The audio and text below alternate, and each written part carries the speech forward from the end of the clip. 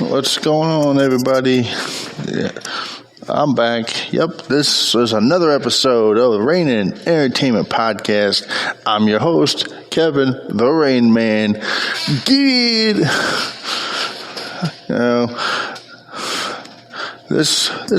Today's episode, we're going to talk about the differences between the retro games or classic games and the current ones. And just to let you guys know, I will end up, giving a few shout outs to like some of these YouTubers that I have actually been watching. Some of them are like reaction videos. Some of them are, they talk about hockey. Some of them talk about all kinds of different stuff like I do. So we're going to get right into this. So retro games or classic games is pretty much anything that's not the current gen, basically, at this point. But the true classic, true retros are like the regular Nintendo Entertainment System, the Sega Genesis, Atari 2600, the Magnavox Odyssey. We could be here all day. Sega Saturn, Sega Dreamcast, Super Nintendo, Nintendo 64, Nintendo GameCube, the original Microsoft Xbox, Xbox 360, Game Gear, Game Boy Color, Game Boy Pocket, the PSP. Hell, even the Tiger Electronics that they used to have in the toy stores. That even counts.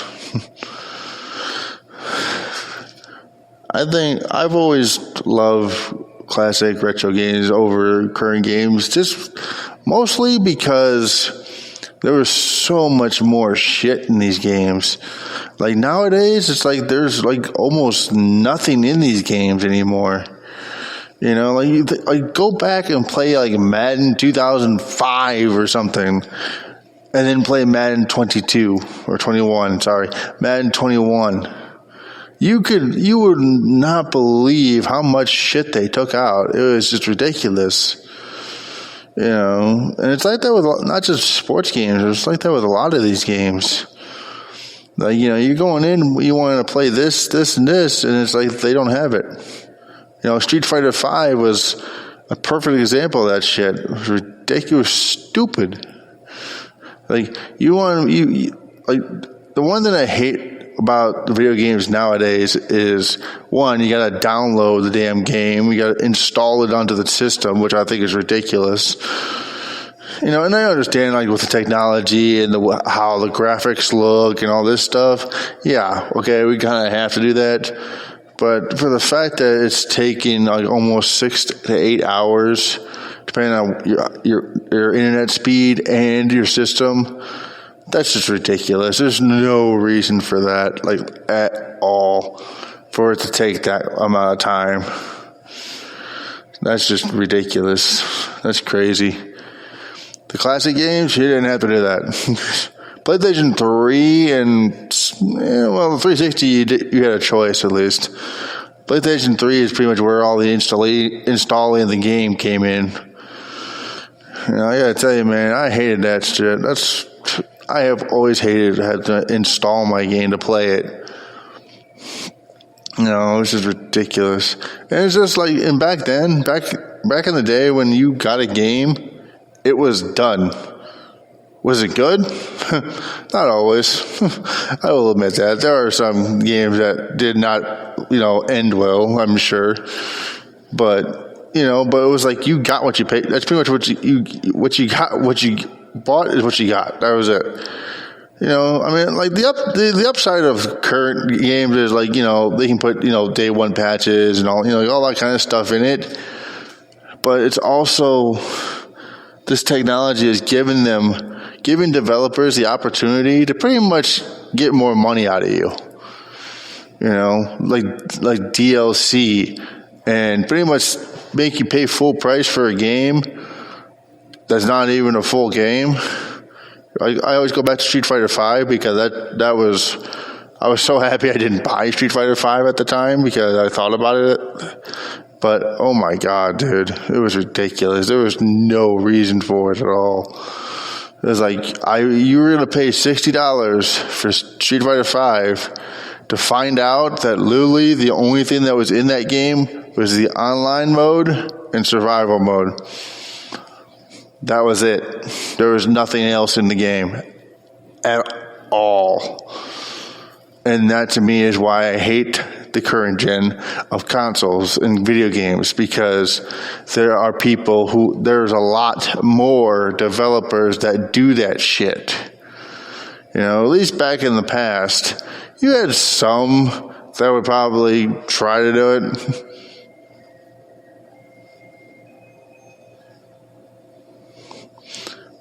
But at the same time, it was like, what you bought is what you got.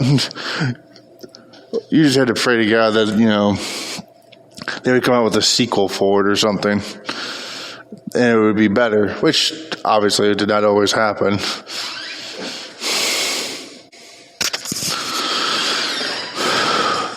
But I mean, the current gen games are awesome for the fact of they look so realistic now. They look like it's not even a game anymore. We're pretty much playing movies at this point. I mean, they've been doing interactive movies for like years now. But it's just these games have gotten to that point now to where it's like graphically they're just so insane and so over the top, and it's just like, oh my God, this is ridiculous. And it's like sometimes the story is good, sometimes the story makes you go, eh. But to me, I will always love classic games just for the fact that all I had to do was put it in the system and press start. That was literally all I had to do. Or blow on the cartridge, then put it in. But that depends on what generation you grew up with. And I really believe, like, the parents who grew up with, like, some of these older consoles, like I did. Like, I'm not a parent, but I'm just saying, like, for these other people who are my age who have kids, it's like introduce them to like the Sega Genesis and the regular Nintendo and and shit like that, because they're not going to understand why people love Mario so much, or why Sonic is like when people say Sonic and Mario used to be rivals, and people today don't understand how that's even possible, because Sonic's not even making games anymore. Or if he is, he's not making any good ones. You know what I mean? So it's like nobody really understands the rivalry behind that. They don't understand that E.T. almost crashed the industry, which is still funny to this day. A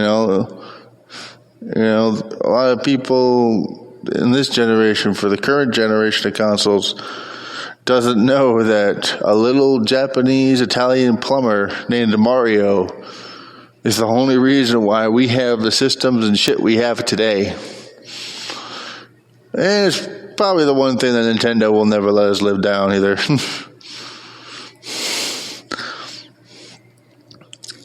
It's just crazy, man. The upside of today's generation is I don't have to worry about losing 20 memory cards like I did back in the day. They have autosave features now. You can still manual save on most games anyway.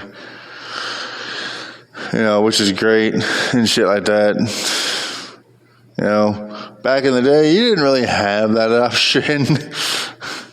It was either one, you had to stay up all goddamn night to beat the fucking game, which, yeah, that's kind of crazy to some people, but it's like, if you think about it, kids nowadays, they play Fortnite for like 4 days straight. Ain't no different than what we did. The only difference is they actually have a save feature, whereas we didn't have that option. When we did it, we didn't have a choice.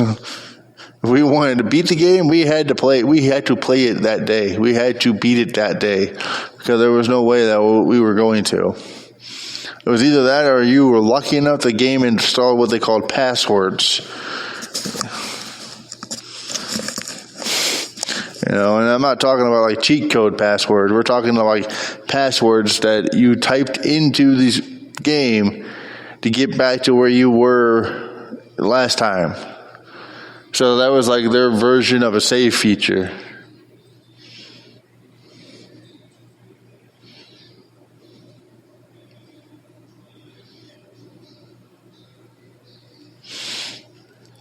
Which obviously to some people, I didn't really do that because I always knew that I would end up losing it somewhere. So I was like, whatever. And then they came out with PlayStation, at least did it, came out with this thing called a memory card, which had almost no space on it whatsoever. Because depending on what game it was, it took up like half of the memory card, so it was like you didn't have any room for nothing else. And then you had the memory. Then you had, depending on what, if you had like a lot of sports games, you would have needed at least 10 memory cards just to save, like probably, like every franchise mode and like season mode or whatever it is they called it in the game, because some of those were not small. They took up almost the entire memory card. I actually have one memory card at home now that is literally all that is on there is sports games. And the sad thing is there's only like 3 because I can't put any more on it. And then, of course, you got the ones who don't play sports games. A lot of the other games are actually a lot lower. So you can put a lot more stuff in it. I think the only thing bad about memory cards is bad when you don't remember what you saved or what you didn't. And then you don't even remember what you have. Like I have a memory card that had WWE SmackDown vs. Raw 2008. I didn't have the game anymore. I had to go buy it again because I literally had no idea what I had on this. Only thing I knew is I had created characters. That was it. That's all I knew. Didn't know who, but it was just like crazy shit like that. Or you go through your memory cards and actually find save files from like games like Final Fantasy VII and shit, and you're just going, oh brother, trying to remember where you were, what you were doing, why you were doing it, shit like that, just so you can go back and do it again. Like I said, to me, newer games to me is just you're giving the developers more ways to get more money out of you than they really need. Whereas back in the day, the developers had to finish the game. They had to finish it, regardless of whether it was going to be good or bad or not. You had to finish the game. There was no choice. It was either that or you just scrap the project altogether. You didn't exactly have a whole lot of options back then. It was either you finish it and pray that it works out well, finish it and know it's going to bomb really badly, or you just scrap the whole project and wait till the next generation of consoles comes out and try it again. Or like in the Mortal Kombat sense. Wait till we get to Mortal Kombat 3, and then we'll start introducing a character that nobody's seen yet. Even though the idea was to put her in this one and then this one. But we decided to wait until this one to do it.